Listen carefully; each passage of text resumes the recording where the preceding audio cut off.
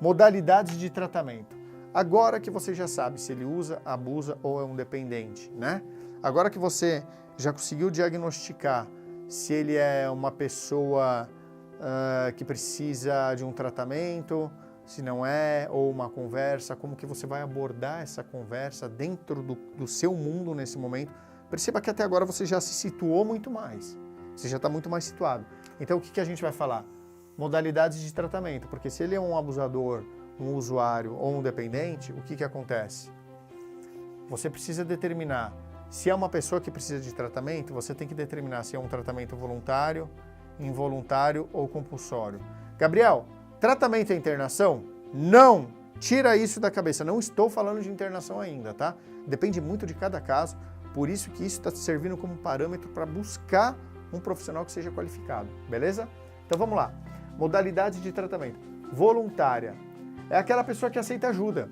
Ou seja, você conseguiu conversar com o abusador, ou você conseguiu conversar com o dependente. Explicou de uma maneira muito clara e traçou estratégia e conseguiu. Ah, beleza, eu aceito me tratar. Por quê? Porque você está mostrando empatia, você está se colocando no lugar do outro. Você está enxergando a dor que o outro está sentindo.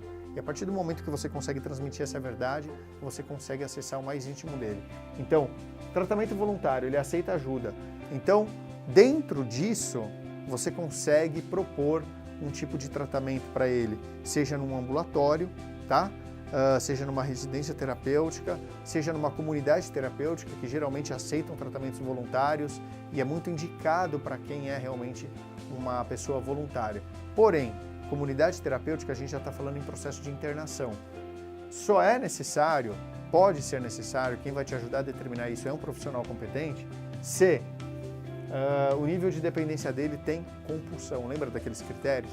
Se um daqueles critérios é perda de controle, compulsão, e ele não consegue fazer um tratamento voluntário dentro de um ambulatório, porque ele sai do ambulatório, vai usar, ele não consegue sair disso, ele precisa passar por um processo de abstinência, mesmo voluntário. Só que você não precisa ir já colocar ele numa clínica de recuperação, porque é o que acontece. Às vezes seu familiar quer ir, você liga para alguns lugares e esses lugares te recomendam a pegar uma ambulância e já ir buscar, porque no meio do caminho ele pode mudar de ideia, ou seja, você acaba piorando um problema que não era necessário, tá? Então, você vai conversar, decidir junto com ele, junto com um profissional que esteja acompanhando vocês, se é necessário que esse tratamento seja voluntário e se esse tratamento, se ele aceita ajuda, é um tratamento que vai ser dentro de uma comunidade terapêutica, caso a compulsão dele seja muito forte. Se não, dá para seguir em tratamento ambulatorial, com um tratamento psiquiátrico, tomando medicamentos certos, fazendo um controle de abstinência, que eu vou explicar daqui a pouquinho o que é, tá? Então, modalidade de tratamento. Agora que você já sabe o momento em que você está, você precisa ver, a partir do momento em que você abordar ele, conversar com ele, você já vai saber se ele é voluntário, se ele aceita ajuda. No momento dessa conversa, você vai saber se ele é involuntário, ou seja, você reconhece que ele precisa de ajuda, você sabe que se ele não tiver algum tipo de tratamento, ele pode morrer ou causar algum acidente muito grave, está perdendo família, dinheiro, trabalho, um monte de coisas, né? Então o que acontece? O involuntário é para quem não reconhece a necessidade de tratamento, não reconhece ajuda. Então essa pessoa precisa de uma intervenção familiar. Essa intervenção familiar é possível dentro da Lei 10.216. Eu vou colocar aqui embaixo uma legenda, tá? 10.216 de 2001. Essa lei, ela versa sobre internação voluntária, involuntária e compulsória, tá? Segue alguns regulamentos gerais, algumas normas gerais, onde que, a partir do momento que a família solicita para uma clínica terapêutica especializada, se ele for involuntário, não quer ajuda, perdeu o controle, tem compulsão, não reconhece a necessidade de ajuda, usa cada vez mais, ou seja, perdeu o controle, né? Vamos supor que ele perdeu o controle. Então ele precisa de uma internação involuntária, vocês vão solicitar para uma clínica, só que você tem que ter um laudo médico, então você tem que encontrar um psiquiatra que seja especialista, ele vai fazer uma avaliação e vai recomendar muito provavelmente essa internação baseada nesta Lei 10.216. A partir desse momento, a clínica de recuperação escolhida por vocês, ela vai ter que comunicar ao Ministério Público em até 72 horas após a data de chegada do seu familiar dentro da clínica, onde será feito um segundo laudo médico, que é o médico da própria instituição, que vai realmente atestar se aquela indicação é coerente e necessária para o seu caso, para o caso que você busca. Então, são necessários 2 laudos médicos e comunicado dessa clínica em até 72 horas da chegada do seu familiar lá dentro e depois 72 horas após a saída dele, tá? Importante, essas clínicas geralmente terapêuticas, elas seguem o RDC 29, que versa sobre como que tem que ser um tratamento dentro de uma comunidade terapêutica, dentro de uma clínica terapêutica, ou RDC 50, caso seja uma psiquiatria, tá? E as licenças, é muito importante que quando vocês forem buscar esse tipo de instituição, né, seguiu todo esse caminho aqui, né, sabe se é voluntário, involuntário, compulsório, sabe se ele aceita ajuda, se ele não aceita, sabe se ele é um usuário, se ele é um dependente ou se ele é um abusador, você já tem um caminho muito claro, você já não fez nada ou ele já tem outras internações, ou seja, perceba que você já tem um desenho muito mais claro nesse momento do que está acontecendo. É necessário uma clínica? Legal. Que tipos de tratamento nós temos? Ambulatorial, com psiquiatra, psicólogo, é um tratamento externo, não é em caráter de internação, sugerido geralmente para pacientes que são voluntários, né? Aceitam o tratamento a não ser que ele esteja num processo de compulsão muito grande e perda de controle, mesmo voluntário, então não seria muito recomendado o ambulatório, talvez uma internação em uma comunidade terapêutica, para que ele possa passar por um processo de desintoxicação e ficar um tempo longe da droga, para então ele dar uma sequência no ambulatório, tá? Comunidades terapêuticas é uma outra instituição também para pacientes que são exclusivamente voluntários. Pacientes involuntários não ficam em comunidades terapêuticas porque elas não têm suporte e autorização para isso, tá? Clínicas especializadas. As clínicas especializadas de recuperação é diferente de comunidade terapêutica. Elas têm algumas leis e normas que elas têm que seguir mais rígidas, como todos os alvarás de vigilância sanitária, médico registrado no CREMESP, tem um laudo que é emitido pelo CREMESP, onde o médico responsável pela instituição faz o tratamento lá dentro, tem que ter um corpo de enfermagem completo, tem que ter terapias de maneira multiprofissional, como nutricionista, fisioterapeuta, preparador físico, entre muitas outras características. E detalhe, se a sua opção for clínica terapêutica, especificamente, né, o que vai acontecer? Vai acontecer que ela tem que ter todos os laudos e registros, né, desde alvará dos bombeiros, alvará da vigilância sanitária, alvará de funcionamento e uma série de outras regulamentações que você, quando chegar na clínica escolhida, preferencialmente você tem que visitar essa clínica antes, exigir todas essas licenças, né? Estar respaldada pela Lei 10.216 com indicação de um médico psiquiatra, tá bom? Visitar essa clínica antes e depois ainda te recomendo a ligar na Vigilância Sanitária e no Ministério Público e perguntar se existem denúncias contra essa clínica de maus tratos, de irregularidades ou qualquer outra coisa. Veja bem, é para te proteger, tá? Então, é isso. Temos uma outra modalidade que é a residência terapêutica, que é onde o seu familiar ele participa de diversas atividades, ele pode ir trabalhar, ele volta para dentro da residência terapêutica, mas geralmente ele acaba dormindo lá dentro, né? Então a intenção é fazer com que ele possa começar a desenvolver uma vida social com a vizinhança, desde cumprimentando os vizinhos, comprando um pão na esquina, atividades laborais e fazer todo um trabalho que talvez ele possa fazer de acordo com as regras da residência terapêutica, ou seja, é basicamente se inserir ao meio social de maneira acompanhada, tá? Muita gente sai de uma clínica e já vai direto para uma residência terapêutica para fortalecer como um pós-tratamento, tá bom? E temos a psiquiatria, que também trata comorbidades associadas. A psiquiatria geralmente também atende internações involuntárias, mas muitas dessas internações são compulsórias, ou seja, por determinação judicial. Não é a família que escolhe, a família adiciona um advogado, o advogado provoca a justiça, falando que aquele familiar perdeu totalmente o controle e precisa de uma internação compulsória, né? Aí o juiz vai determinar a internação compulsória, que pode ser indicada também pelo familiar. É importante falar de comorbidades associadas, eu não vou me aprofundar nesse assunto agora, porque é um assunto muito extenso. Dentro da nossa plataforma do INVL a gente fala muito sobre isso, mas existem comorbidades associadas. Gabriel, meu filho não é só dependente químico, ele fala sozinho, ele tem uns comportamentos muito estranhos, eu não sei o que pode estar acontecendo, né? Pode ser que ele tenha alguma comorbidade associada à dependência química. Por exemplo, muito comum usuários de maconha desenvolverem esquizofrenia, né? e outras drogas, e até mesmo a maconha, desenvolvem borderline, desenvolve psicose, desenvolve transtornos de personalidade, síndrome motivacional e uma série de outras comorbidades que são associadas. Por que é tão difícil o diagnóstico e tão importante que seja feita por um profissional? Vamos supor que o seu filho, o seu marido, o seu familiar sofre de depressão. E decorrente da depressão, ele acaba usando drogas para aliviar aqueles sintomas que ele sente. É uma válvula de escape para ele. E através da depressão, ele desenvolve a dependência química. Perceba que ele tem uma causa primária aí. E a causa primária não é necessariamente o uso de drogas. Ele acaba usando drogas para aliviar os outros sintomas que ele já tem de maneira primária. Ou seja, neste caso, eu sugiro que seja uma psiquiatria ou uma clínica especializada, principalmente uma psiquiatria. Por quê?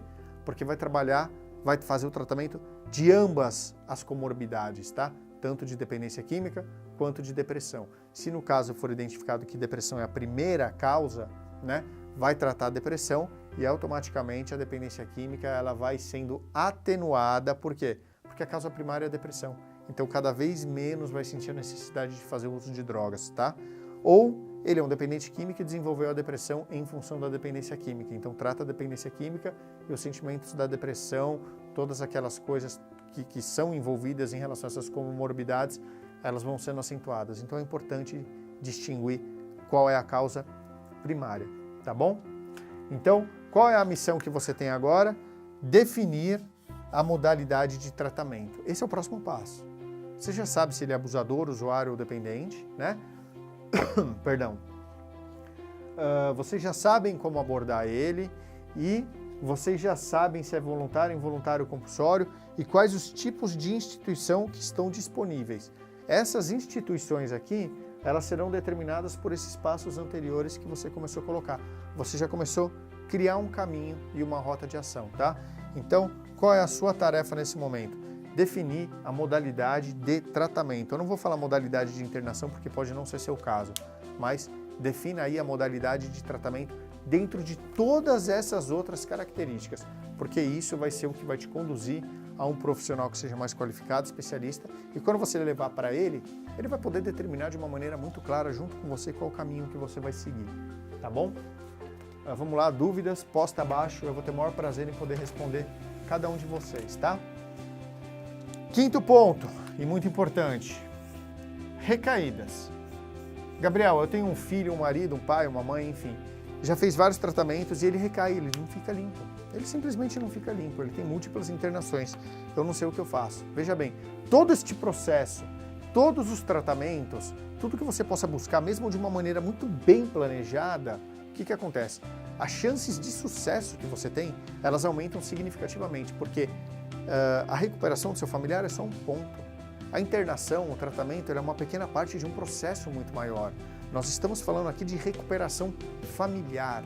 Não adianta vocês, como família, quererem ajudar o filho, o marido, o esposo e não se tratarem. A ideia do programa de recuperação é fazer com que você volte a viver, com que você volte a ter qualidade de vida e sim, pode ser que doa em muitos momentos, mas a dor ela vai diminuindo na medida em que seu entendimento vai aumentando. Você vai criando consciência, e consciência é a chave para a transformação. Você vai influenciar o comportamento da pessoa que você ama. Por quê? Porque você mudou. Então a intenção do programa é fazer uma recuperação familiar, não só do dependente. Por que eu estou falando isso? Porque pode ser que no final das contas ele ainda queira continuar usando, por mais que você tente fazer. Aí a pergunta é, vamos supor que aconteça o pior com ele. Vai acontecer o pior com você também? Quantos objetivos você já deixou de alcançar? Quantos sonhos você está deixando para trás? Quantas metas você já está deixando para trás?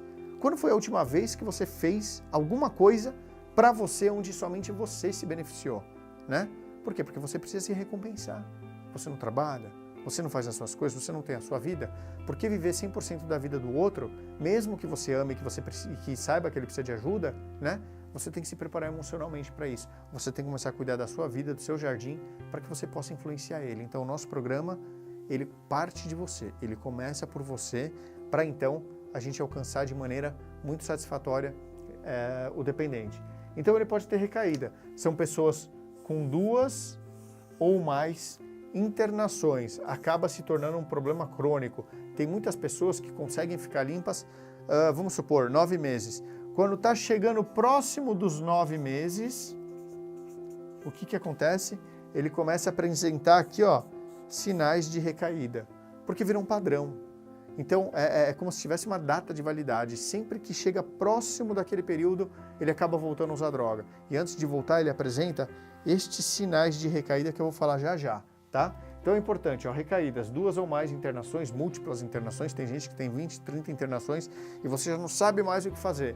Só que tenta fazer esse processo de maneira organizada, tem um planejamento para isso, tá? Então você tem que definir o orçamento familiar, quanto você pode gastar numa clínica, até onde você pode ir para se comprometer dentro daquilo que você pode, tá? Porque às vezes você vai buscar uma clínica, custa lá 30 mil reais, você ganha 2 mil reais por mês. Então você tem que fazer aquilo que cabe dentro do seu orçamento. É um planejamento familiar, a gente não tem tempo para entrar na questão do planejamento familiar, mas é importante que eu fale que você tem que se planejar, principalmente financeiramente, para poder arcar dentro daquilo que você pode. Quanto você pode por mês para você encontrar um tratamento com uma proposta que caiba no seu bolso, porém seguindo alguns delineamentos legais, um processo legal, né? Então não importa se a clínica tem até um custo baixo, só que se você seguir esse processo planejado, a tendência é que você consiga a melhor clínica dentro daquilo que você pode pagar, tá bom? Então, recaída é essa pessoa que acaba apresentando um problema crônico e muitas vezes ele tem uma data de validade. E quando vai chegando próximo do tempo, que é o que ele consegue ficar limpo, ele apresenta esses sinais de recaída, tá? Qual a diferença entre recaída e lapso? Recaída, a pessoa volta com todos os mesmos comportamentos que ela sempre teve, né? Quando ela recaiu, imediatamente ela já volta a ter todos os comportamentos comuns que ela já está acostumada, né? Tudo que sempre ela fez. Ela já começa a mentir, ela já começa a roubar, ela já vai para a rua de novo, já se embebeda, ou seja, isso é recaída. Ela volta literalmente com força total aos mesmos comportamentos. Gabriel, mas existe lapso? É uma controvérsia muito grande. Eu vejo muita gente falando muita bobagem aí na internet, que lapso é coisa de médico, uma terminologia que inventaram e que não existe. É bobagem. Me perdoe a expressão, é bobagem. Lapso existe sim. Qual é a diferença de lapso e recaída? Recaída, a pessoa, ela volta a ter absolutamente todos os comportamentos que ela tinha antes e muitas vezes de maneira muito mais potencializada. E o lapso? O lapso é uma pessoa que tem um uso pontual, mas imediatamente após aquele uso, seja por qual motivo for, ele está 2, 3 anos limpo às vezes e de repente do nada ele usou. Ele apresentou alguns desses sinais de recaída em algum momento, não se atentou a isso, usou e imediatamente se arrependeu daquilo que fez, ficou mal, né? E o que ele faz? Ele imediatamente retoma a recuperação, ele já busca, ele já fala com a família, ele já vai para o trabalho, começa a frequentar novamente o grupo de apoio que muito provavelmente ele deixou de frequentar, né? E retoma a vida dele. Então isso é o lapso.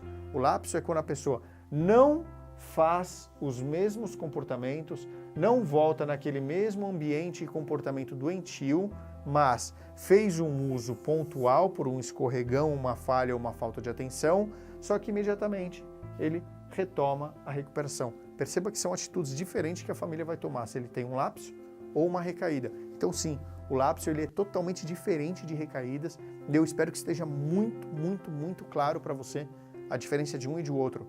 Porque se você não souber diferenciar, você vai tratar ele sempre como um recaído, às vezes ele não precisa novamente de uma internação, porque ele tem características que vão fazer com que ele retome a recuperação de uma maneira rápida, principalmente se ele foi honesto, se ele falou o que aconteceu, se ele se arrependeu, aí você vai à interna, o que acontece? Você vai prejudicar o processo de recuperação dele, tá?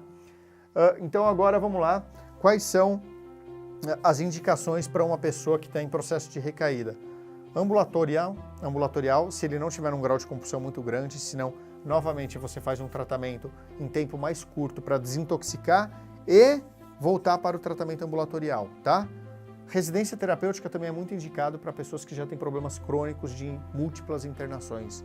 A residência terapêutica, ela pode proporcionar uma metodologia de trabalho bem diferente de uma clínica de recuperação, tá? Então, colocar clínicas e clínicas e clínicas e toda hora clínica, tratamento pode ser que não funcione mais, porque as programações geralmente são muito similares e ele já não consegue mais assimilar isso, ele precisa de novas vertentes e novas possibilidades. Então a residência terapêutica é uma boa indicação que eu acredito que possa funcionar para vocês, tá? Controle de abstinência, são testes toxicológicos que serão feitos todas as semanas. Por quê? Porque quando ele está fazendo aquele teste toxicológico, seja por coleta de pelo, urina ou sangue, toda semana, ele sabe que se ele usar, aquele teste vai acusar e vai pegar ele. E se pegar, ele sabe que ele vai ter que começar tudo de novo. Então o teste funciona como uma manutenção da sobriedade. Ele pensa 2 vezes antes de usar porque ele sabe o que pode acontecer com ele caso ele use novamente, tá? Então é necessário que seja implementado um controle de abstinência. É necessário que frequente grupos de apoio de uma maneira organizada, de uma maneira planejada, e a família tem um papel fundamental em poder fomentar isso, em poder alimentar essa frequência em grupos de ajuda, tá? Quais são os sinais de recaída? Eu separei alguns aqui, eu também não vou entrar em um por um, porque senão o vídeo vai ficar muito mais extenso e eu sei que você pode não ter muito tempo, tá? Então vamos lá. Sinais de recaída: desonestidade, impaciência, intolerância, depressão, frustração, euforia, exaustão ao extremo, troca de dependência, ou seja, ele não está fumando maconha, mas ele está bebendo porque ele não tinha problema com bebida, então ele pode beber, né? Então ele troca a dependência, ou ele começa a fumar cigarro e fuma demais, ou ele troca por uma compulsão alimentar, por exemplo, então ele basicamente troca a dependência, tá? É uma característica, um sinal de recaída que vocês precisam ficar muito atentos. Autopiedade, excesso de autoconfiança, isolamento e ausência em grupos. Nós temos aqui, 13 sinais. Dentro do nosso programa do INVL, que nós vamos liberar as inscrições no dia 25 agora, lá para os novos membros nós temos um e-book. Esse e-book, 13 sinais, nós trabalhamos um a um desses conceitos, ensinando de uma maneira muito aprofundada. Só que somente de você ter essa lista, você já consegue ter um parâmetro muito melhor, tá? E qual a tarefa que eu gostaria que você pudesse fazer agora nas suas anotações, tá? Se ele está dentro desse problema de recaídas ou de lapso, eu sugiro que você veja e estabeleça qual dessas indicações você pode implementar de maneira imediata. Ambulatório, residência terapêutica, controle de abstinência, que é o teste toxicológico, semanalmente pode ser feito dentro da sua casa, tá? E estabelecer uma rede de grupo de apoio, tá? E a segunda tarefa é: identifique quais desses 13 sinais estão presentes nesse momento, se você está com seu filho, com seu marido, com sua esposa, quem quer que seja dentro da sua casa. Se ele está apresentando algum desses sinais, e anota aí também por quê? Porque você vai saber o que fazer dentro dessas indicações, tá bom? Então vamos lá. Dando sequência, a gente está chegando agora para a última etapa, que é a etapa do pós-tratamento. O pós-tratamento inteiro, não existe recuperação sem pós-tratamento, tá? Então, o pós-tratamento inteiro eu já coloquei como uma única tarefa. O que é o pós-tratamento? Ele saiu de um tratamento, seja ambulatorial, ou numa comunidade terapêutica, numa clínica terapêutica, seja o que for, tá? Você vai dar início a esse momento que vai consolidar a recuperação dele. Primeira coisa que eu recomendo que você faça: desconstrua o ambiente. Eu te deixei como missão na última aula. Se você não lembra, volta lá na última aula, no finalzinho, é a missão da aula anterior. Desconstrua o ambiente, por quê? Porque um ambiente no mesmo lugar, onde ele vai lembrar que ele fazia as mesmas coisas nos mesmos lugares, pode não ajudar muito ele, tá? Então, é a mesma coisa que você compra um objeto novo, uma roupa nova, ou um móvel novo. Sabe quando você fica namorando aquilo ali durante um bom tempo, um celular, um carro, seja o que for, simples ou que seja algo mais caro, você fica namorando aquilo. Então, quando você desconstrói o ambiente da sua casa, mudando o ambiente, trocando televisão de lugar, um sofá, pintando uma parede da sala, espalhando fotos da família pela casa, ou um quadro, chama o dependente, a pessoa que você quer recuperação, para te ajudar nisso. Além de ser gostoso, sempre que vocês entrarem na casa, vocês vão ver que as coisas mudaram, as energias mudaram e as coisas começaram a fluir melhor, tá? Então isso faz parte do pós-tratamento, você desconstruir o ambiente para inserir novos valores e uma nova maneira de pensar. Preparar a saída da instituição. As famílias não preparam. As famílias vivem tanto o problema que está acontecendo dentro de uma instituição, principalmente em clínica, em comunidade. O cara fica lá 6 meses, 3 meses, 1 ano, o tempo que for. Durante todo esse tempo a família pensa tanto no que está acontecendo lá dentro que não se planeja. Aí chega na hora de sair, entra em desespero, em colapso, fala: meu Deus, o que eu faço agora? Eu estou perdida. Por quê? Porque o tempo todo de tratamento vocês tiveram muitas oportunidades para planejar a vida de vocês junto com o dependente, proporcionando alguma ajuda para ele, mas vocês ficaram só pensando nele lá dentro. E quando ele sai, vocês não estão preparados. Então, planeja a saída da instituição com bastante antecedência, tá? Estabeleça a rede de apoio. O que são essas redes de apoio? Grupos de apoio, espiritualidade, muito importante que vocês pratiquem os princípios da espiritualidade que falamos também na aula anterior, se você não lembra. Assim, eu me recuso a acreditar que você não lembra, tá? Porque a gente trabalhou bastante isso, então volta na aula anterior e vê lá. Trabalhar a espiritualidade como uma rede de apoio, novas fontes de prazer, novas fontes de lazer, então aquilo que vocês não gostam de fazer, façam. Atividades físicas, ir num cinema com a família, um jantar familiar, sabe? Ir num teatro, fazer uma viagem curta para algum lugar, ir andar de bicicleta, ou seja, momentos em família, isso é importante, tá? Atividades físicas, como eu acabei de falar, principalmente continuidade ambulatorial, faz parte do pós-tratamento e é uma das mais importantes. Saiu da clínica, saiu de um tratamento, consulta psicológica, consulta médica, consulta com um psiquiatra, tem que dar continuidade ambulatorial. Por quê? Porque é a terapia continuada que ele vai ter. Não adianta sair da clínica e não dar continuidade nessa terapia, independente se ele já está praticando grupos de apoio, espiritualidade, lazer, atividades físicas, ele tem que ter a terapia individual, com psicólogo, com psiquiatra ou um acompanhante terapêutico, é fundamental, beleza? Respeitar os momentos em família, como eu falei, estabelecer limites claros do que pode e do que não pode, mas não só para ele, para vocês também, até onde vocês podem ir. Respeitar as individualidades, faz parte do pós-tratamento. Não adianta ele sair, vocês agirem da mesma forma e invadir o espaço dele, né? Confiança é algo que se constrói, mas alguém tem que dar o primeiro passo e esse alguém é você, tá bom? E o controle de abstinência também, que é fundamental. O controle de abstinência são os testes toxicológicos. Quando ele sair da clínica, você já tem que ter teste toxicológico, 1 por semana, por pelo menos aí uns 3 meses ou mais, como recomendado. Porque vai ajudar ele a manutenção da sobriedade, ele vai pensar 2 vezes antes de fazer qualquer coisa. Por quê? Porque ele sabe que tem um teste a favor dele. Perceba a importância do pós-tratamento. São muitos fatores e que ninguém está presente para isso. Então, se você tem um familiar internado nesse momento e não sabe o que fazer, né? Já recebemos até pergunta aqui na última aula. É isso aqui que você tem que fazer, ó, tá? Isso se chama planejamento, tá? Recuperação é planejamento, é um modo de vida, tá? Então, faça isso. Tem dúvida? Posta na área de comentários aqui. E, ó, observação. Priorizar. Nossa, vocês entenderam, uma seta. Seta. Priorizar a recuperação. Tem muita gente que já sai, já quer trabalhar, já quer recuperar o tempo perdido, quer fazer e acontecer. Calma.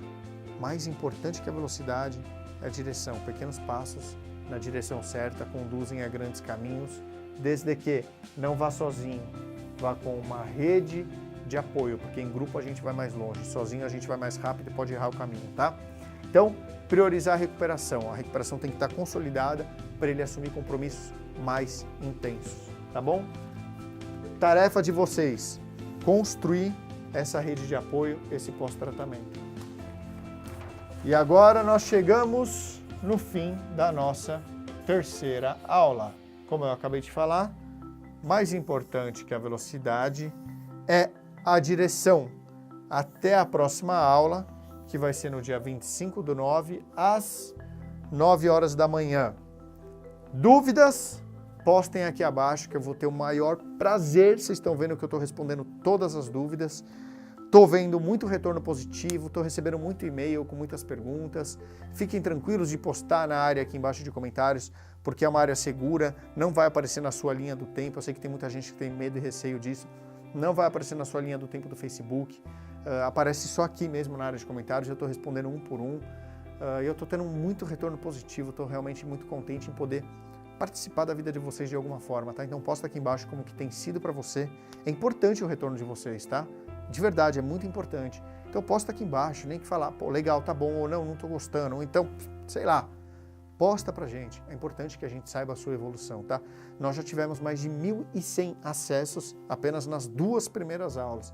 Ah, as aulas são extensas? São, porque elas fazem parte de um programa muito maior, que é o INVL, que nós vamos abrir as inscrições neste dia, na 4ª aula. Eu vou explicar exatamente como é esse programa. Só que essas 4 primeiras aulas, ela é uma pequena parte de um programa muito maior, muito mais detalhado, com assessoria completa e por tempo vitalício.